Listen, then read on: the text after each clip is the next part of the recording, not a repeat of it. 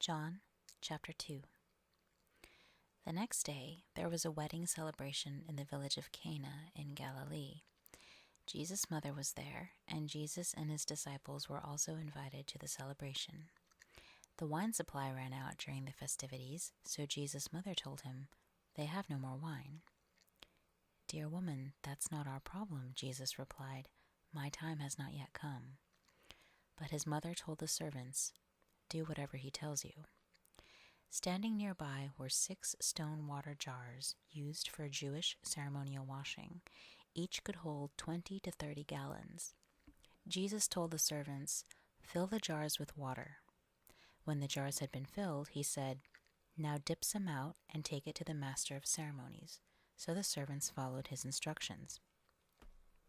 When the master of ceremonies tasted the water that was now wine, not knowing where it had come from, though of course the servants knew, he called the bridegroom over. "A host always serves the best wine first," he said. "Then, when everyone has had a lot to drink, he brings out the less expensive wine. But you have kept the best until now." This miraculous sign at Cana in Galilee was the first time Jesus revealed his glory, and his disciples believed in him. After the wedding, he went to Capernaum for a few days with his mother, his brothers, and his disciples. It was nearly time for the Jewish Passover celebration, so Jesus went to Jerusalem. In the temple area, he saw merchants selling cattle, sheep, and doves for sacrifices. He also saw dealers at tables exchanging foreign money. Jesus made a whip from some ropes and chased them all out of the temple.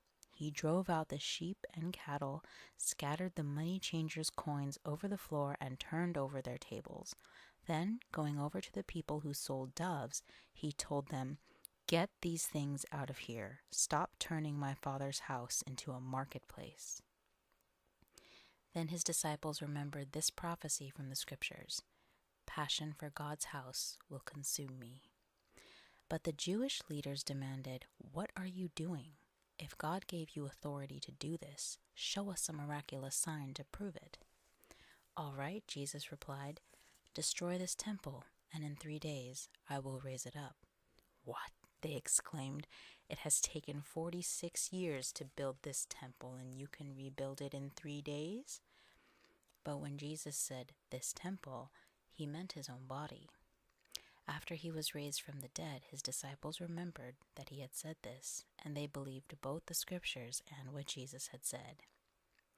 Because of the miraculous signs Jesus did in Jerusalem at Passover celebration, many began to trust in him. But Jesus didn't trust them because he knew human nature. No one needed to tell him what mankind is really like.